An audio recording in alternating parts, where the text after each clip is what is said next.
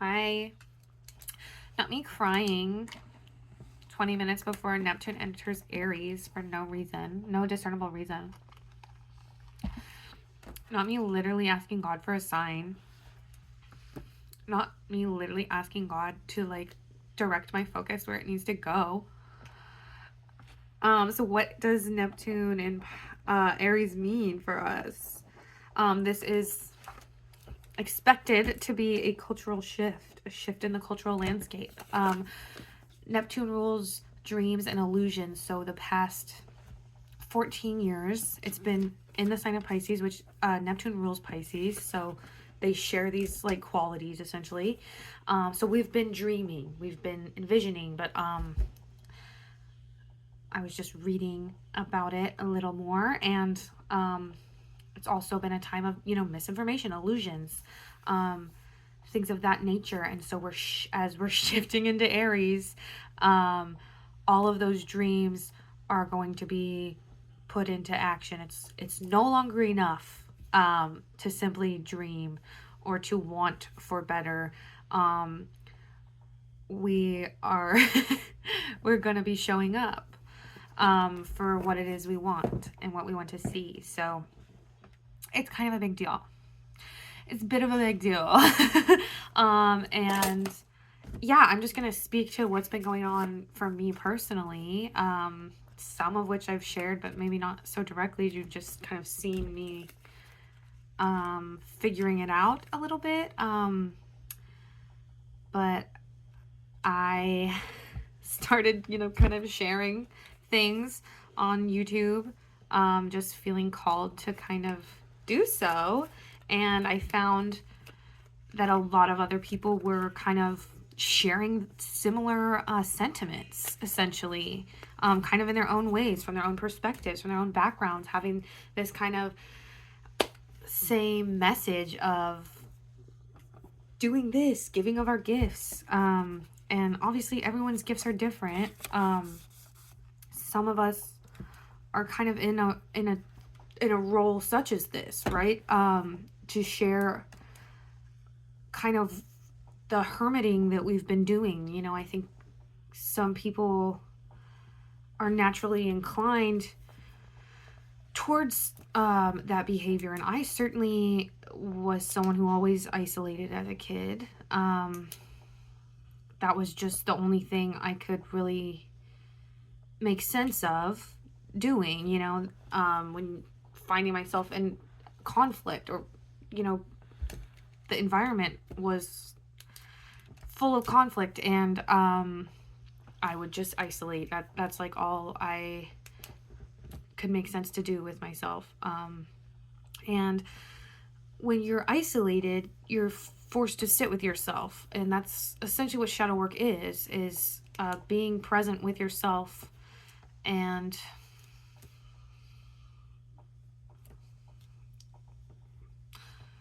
becoming okay with that. So we've kind of talked about some of these other transits that are going on. The Venus retrograde, which is still happening in Aries, and then also Mercury retrograde is still happening in Aries. I believe Venus goes direct on the 12th, which is also going to be the full moon in Libra, which is so interesting. So much happening, so intense. It's been really heavy, intense, uncomfortable. This morning I was feeling very light and good. I think it did have to do with yesterday's partial solar eclipse energy, even if we weren't able to see it from where we are. It still has an effect on everyone, essentially. It deals with identity. And I'm not huge on knowing like all that much about eclipses and what's said to be like an eclipse portal. But yeah, we had the freaking full moon in Virgo. There was an eclipse, and the next day Mercury went retrograde.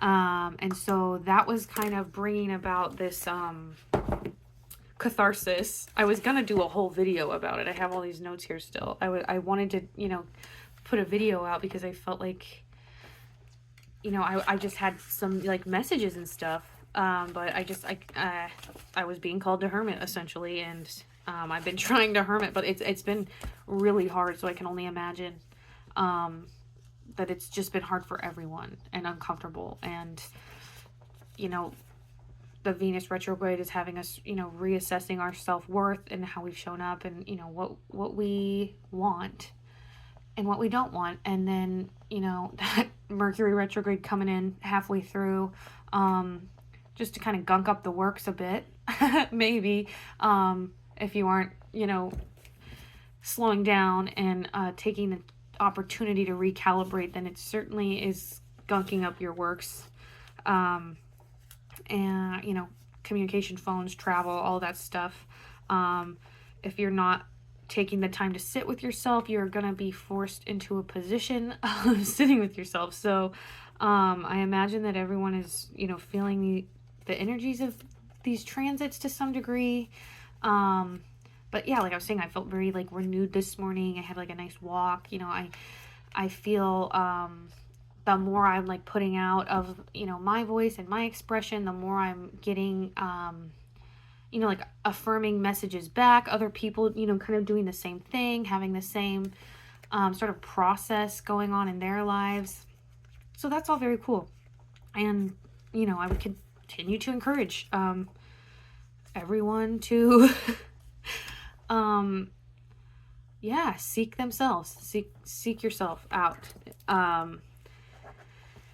And yeah, it's like showtime. It's like curtains. It's curtains now. Neptune is in Aries, and it is a slow moving transit, so it's going to be doing that for about 15 years. And we're really going to see we're putting your money where your mouth is, essentially.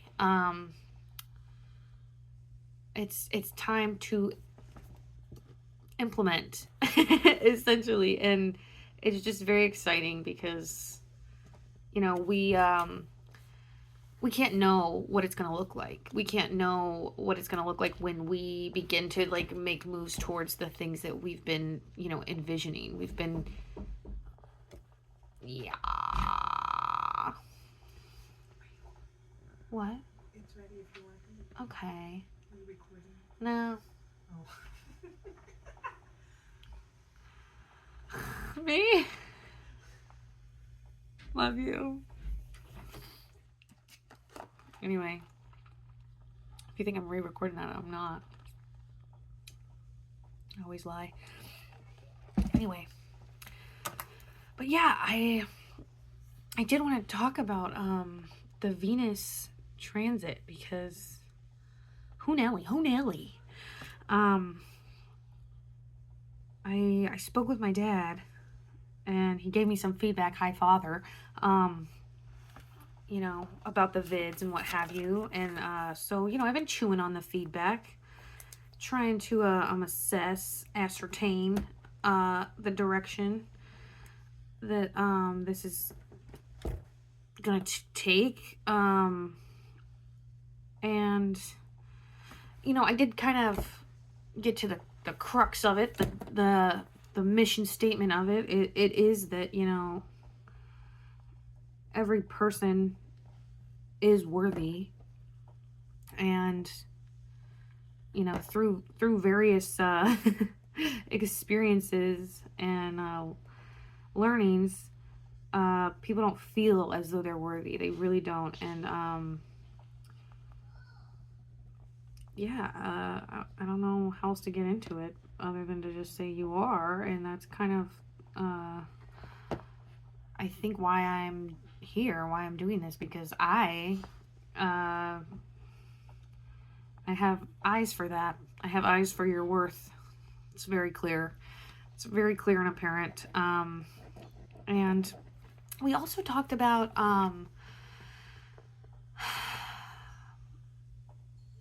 how, you know, everyone has a connection to God or source or all that is, or whatever you want to call it.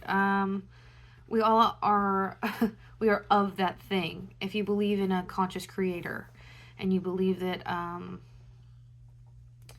you're made in the image of that conscious creator, so too are you a creator. And that is what we're doing here. We're continuing the conversation. We're continuing the creation of what we are.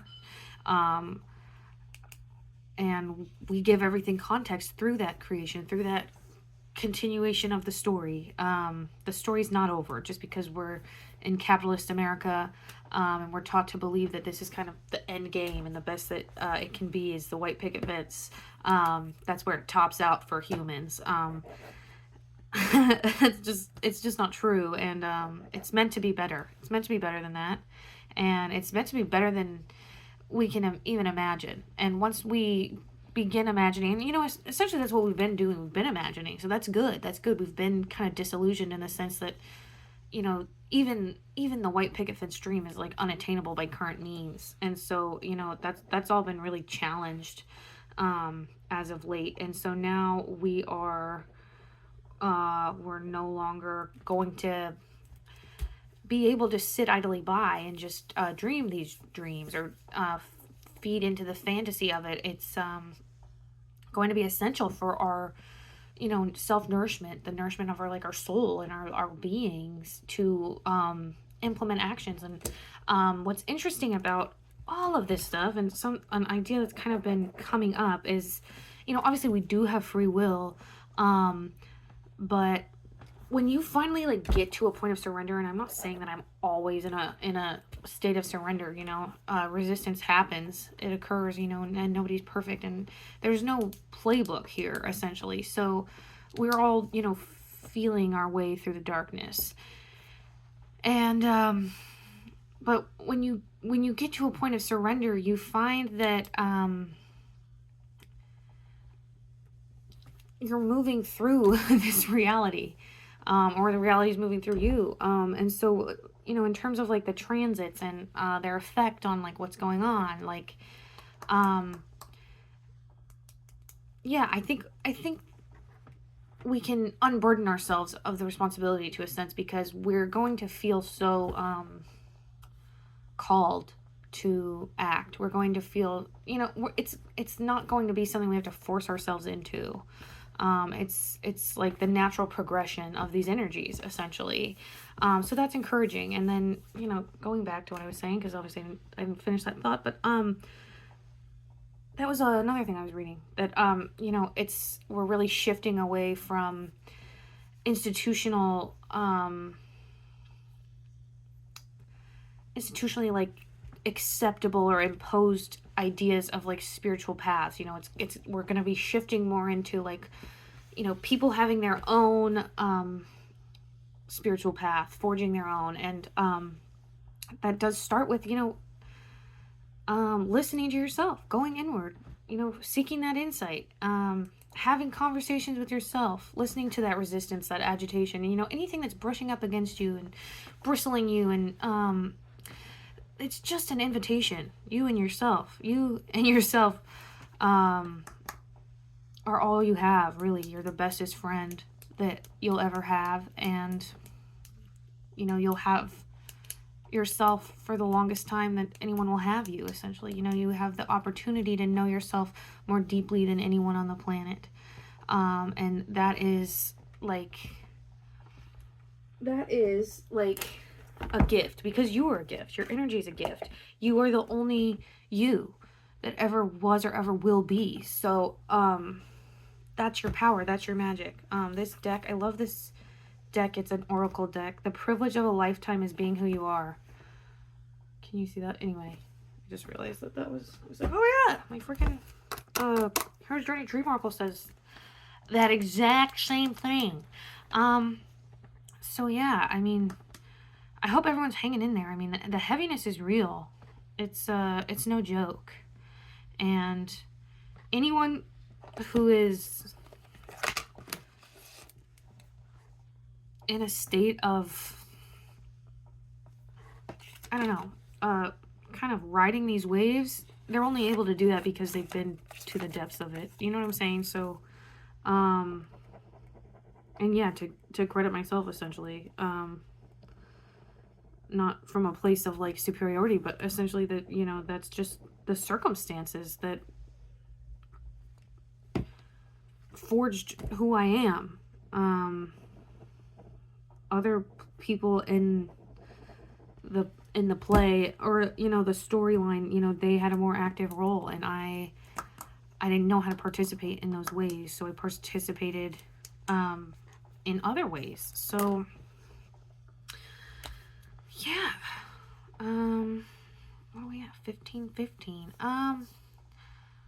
Yeah, I kind of recorded a video earlier, and I feel like there was some good insights, but yeah, I don't know.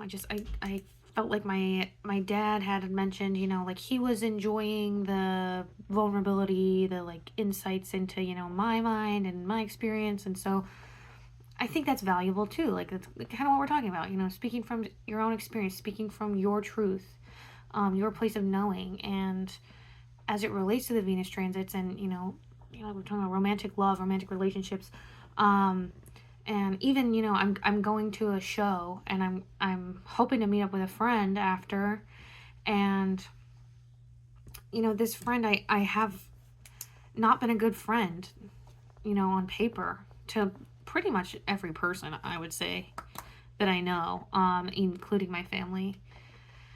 And everyone's always, you know, been gracious to me in that regard. And I think it does tie into that, you know, self-isolating or thing that, you know, when you are someone who does that, when you isolate, and you have an understanding of your inner workings, it makes it difficult to be understood and to feel understood by others. And in a way, it's like a self-perpetuating mechanism. But I know that, you know, the people in my life have always seen me for who I am. And, you know, to some degree, you know, my dad was talking about feeling that he really felt for the first time that he had like insight into like the workings of my mind, or something of that nature, you know, that sort. And that kind of struck me as new information, because I've always felt as though the people in my life could see me very clearly, my intention, my, like, you know, where my heart was, all those things, that they could see me more clearly than they could see themselves or each other, that you know, there was conflict occurring in those relationships. And I guess, you know, I wouldn't say I was avoiding it. I just didn't understand, you know, how to interact with conflict. And yeah, so all that to say what? But I have been chewing on that, essentially, that this idea that, you know, maybe how do we balance the self perspective with the insight, and, you know, have a clear, articulate message that's, you know, accessible, and, you know, serves a purpose, isn't just existing for the sake of itself. And not that it can't just exist for the sake of itself either. And does it need to be so clearly defined? Can we just allow it to unfold and meander and do what it does? I think, sure, all of that, none of that, some of that, is valid. All of that is valid. And I think even if it doesn't serve the purpose to be a clear, articulate message, the message is within the act of it, you know, existing for the sake of itself, that you don't have to create anything that's, you know, worthy of this or that. You can just create for the sake of creating. You can just express for the sake of expressing.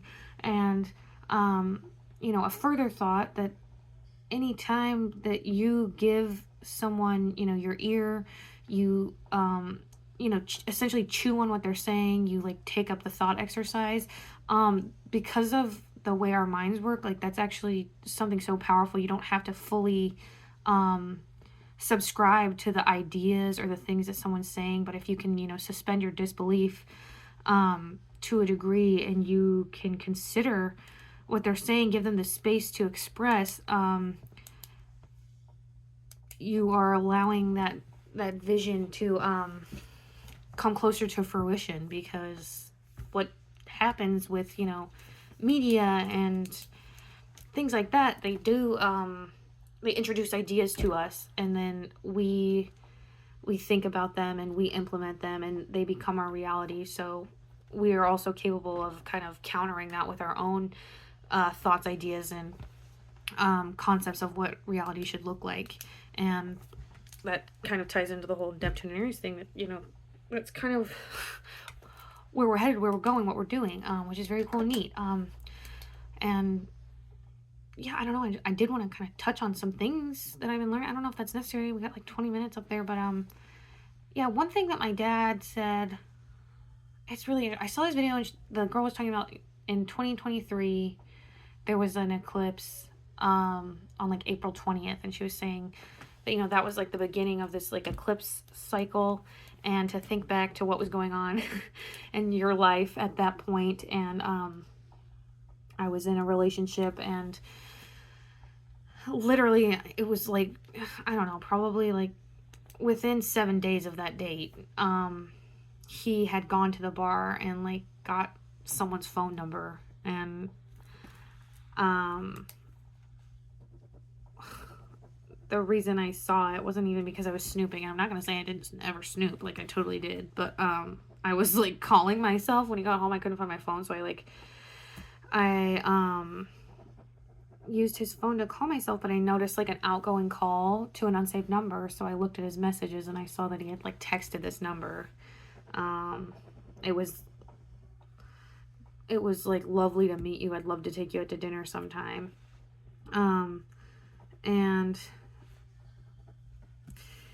you know, that it's interesting because it correlates to, you know, the Venetian energy, you know, the relationships, the self-worth, like what we're accepting. And but also that's transforming, it's being reevaluated and reassessed. And also I think some of the good qualities of Aries too is that it's a very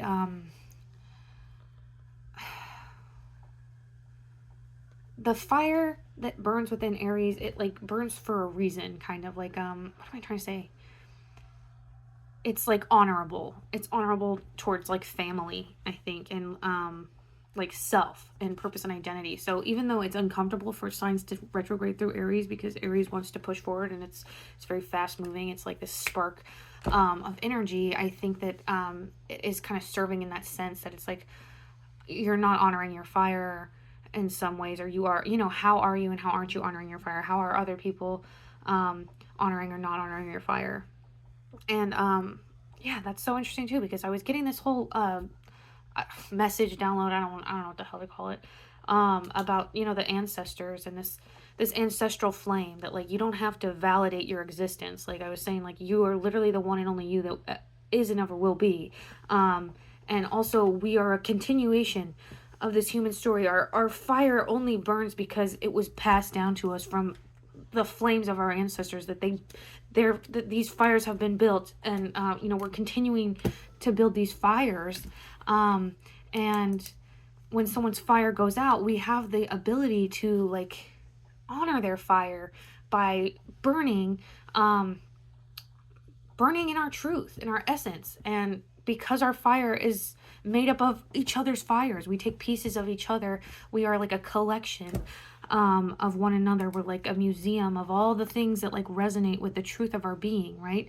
And especially if you're doing that more intentionally, you know, thinking about, you know, who you are and why you are and why you do the things you do and what sets you on fire, what's your reason for being here, what's your reason for, you know, existing, essentially. So we can honor those that have passed by burning true to that, true to ourselves, and in that sense we're burning true to them too, because, you know, they have given of themselves to us. And, you know, even further, that like they're here with us, they are observing, living vicariously, riding shotgun, front row seats, and it's this story of humanity. So what are we to achieve? it's not your job to complete the work, but it is your job to further it, essentially. So what is it that we're passing the torch? The torch has been passed. How far will we carry it? Where will we carry it to? What will it look like? And where will we go? And I feel that, the ancestors really do want us to remember victory is on the table, that we have the human spirit within us. It's this great thing that, it loves a good story. It loves an underdog. It loves to burn passionately. It loves life. It loves to experience all the depth and range of emotion that we're capable of experiencing. And so, if if you can't figure out which way to go, you can always look to that. You can look to your ancestors and ask yourself, what decisions would they be making for themselves or on my behalf? What decisions would they delight in making? And the best part about it too is that they've graduated from the physical. They're no longer bound by the flesh. They're kind of in this higher state of being. So their insight, it is coming from unconditional love, because they have been returned to unconditional love. So they can, the nudges that they give us, it's all love. It's all love, baby. So, and it is that kind of give and take energy too that I feel like is being called to the forefront. That you were giving of the ancestors, honoring the ancestors by considering them and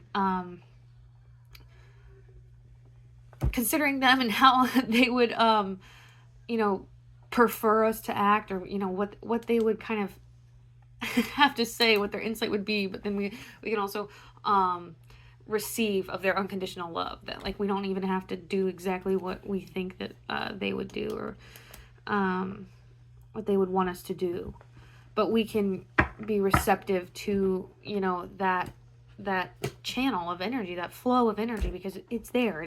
It's totally mother licking there. And yeah, I mean, I got my cousin, my grandma, my grandpa, my uncle, and a bunch of other people that I don't know the names of, but I feel them. They're there. They're chilling, and I keep a physical representation of them, because it creates a space in the sphere for them to come into. It's like you create a space for them to take up. You allocate space in the physical, then you're inviting them into that space, and you can carry it with you when you go out and about and all of that. So I've been wanting to kind of get that out. I've been struggling with that, but yeah, that got off track. But my friends, yeah, who I haven't been the best friend to, I just feel like lately I've been I'm reconnecting with this friend, and I feel very like they're being very gracious and just allowing me into their energy, and not holding on to any hard feelings, things of that nature. And I've been wondering why, when it comes to romantic partnerships, we have this sense of finality and anxiousness and urgency, that if you're not talking to me or you're not showing up, then that means you're gone and you're not giving me whatever. A lot of this is changing, and it's hard to articulate, because we're still going through the changes, and I am, at least. And but I do think that's a good thing that I've been kind of chewing on, is that nobody owes me anything, for one. And if you really do love and care for someone, or you think you have the potential to do so, then you ought to be able to let them be whatever they're going to be. And it shouldn't affect your ability to have unconditional loving kindness towards that person, because ultimately they don't owe you. And I think it's very interesting. Another thing that's interesting that I've been thinking about is how, in terms of romantic relationships, a lot of us have never figured out how to be friends. There's never been a merging of being friends, going slow, going through the motion of really getting to know someone, understanding them, before taking it to that next level. And there's that trauma informed safety thing, where you're just you remain in conflict, and that's what keeps it going. Nothing gets really resolved. It's just, you have the like sexual relationship, and then that's what kind of, it exists for that, and it doesn't exist for any other reason. And so eventually it falls apart. But yeah, I'm just thinking out loud, I guess, a little bit. But that was one thing that my dad had said to me, like, I think when that happened, the last eclipse thing with my ex, like, getting this girl's number, like, I had reached out to my dad, and he brought up the Apostle Paul, and he told me that the Apostle Paul felt that, if you could do it alone, that was kind of the way to go, that if you could help it, your connection to God, you could focus more on your connection to God if you remained single, essentially. And that was the Apostle Paul's preference. And I looked into it recently because that's kind of just something that's like floated around in my head, I guess, since he said it. And like I've mentioned that, walking in a spiritual righteous path has like always been like important to me, whether I was like outwardly expressing that or and definitely in that relationship I was stifling that, shutting it down and invalidating it and not taking it seriously at all. And that's just recently been reignited, which is wonderful and great. But I've just been wondering, I do think that someone like me could come into connection with another person like me. There could be a great level of like transmutation that occurs between two people who have like that shared goal or shared vision. Like if two people are dedicated to that kind of growth and mission and vision and serving others and things of that nature, I think it could be very powerful. But I'm just feeling really comfortable and relaxed, and not to say that I'm always like that. Certainly like things come up and I get agitated like anyone, but I just feel like stuff is really opening up. Like the world is cracking open, people are cracking open, the light's pouring out. And whether I'm meant to come into connection with another person and we're meant to have this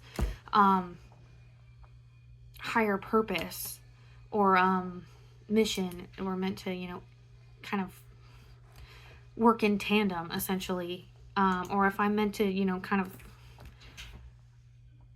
go it alone, do the Apostle Paul thing, I'm gonna do it either way, right? So I'm feeling very self-assured and comforted and comfortable, which is great. It's a very great way to feel. But yeah, I just wanted to touch on some of that, some of the lessons and things that I've been integrating.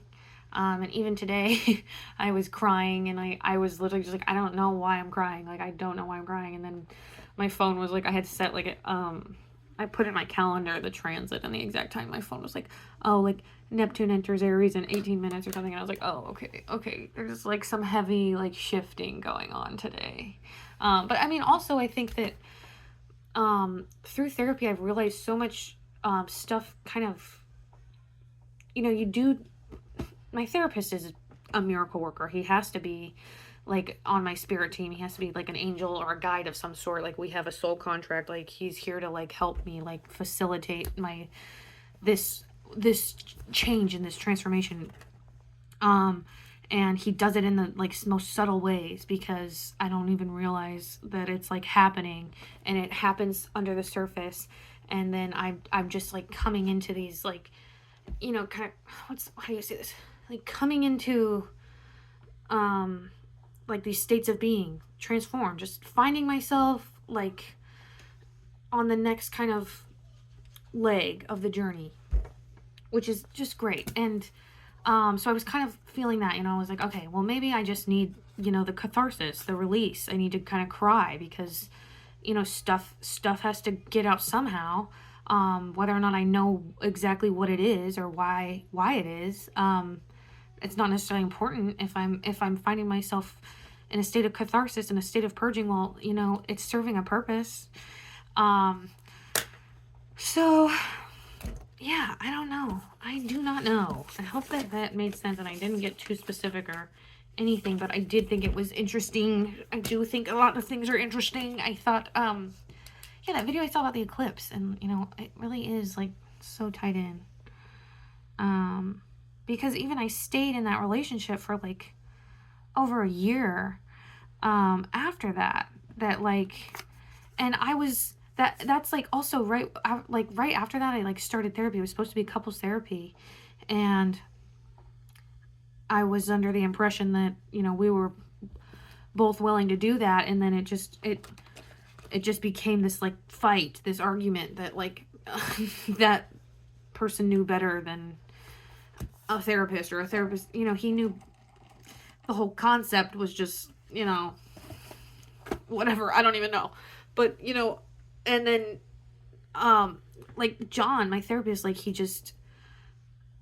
never, like, outright challenged anything except for the things that, like, were, like, overly harsh towards myself. Like, he only really ever challenged the things that I was saying that were unnecessarily, like, judgmental towards myself. He never, you know, outright was like, what the heck are you doing with this guy? And he led me to the point where I could leave that situation.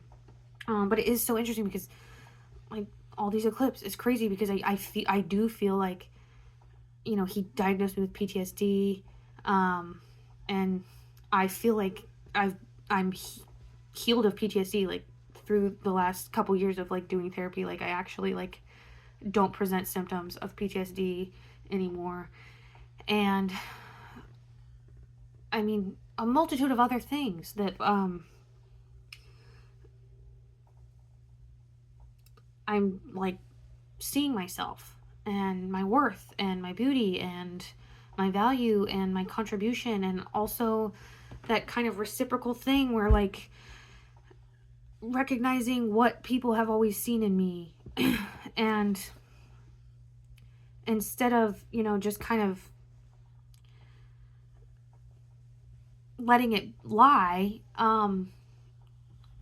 alchemizing it, or, you know, taking that and doing something with it, like doing this, like, or whatever else I choose to do. You know, I do have some, like, other ideas and projects that I want to implement, like, in the community, that, you know, it's more like in the immediate, like, energy field. But I think there's something to be said for all these transits, all these lessons, things of that nature. And I think I said everything. I don't think I said everything. But I think I said enough. And this is quite a long video.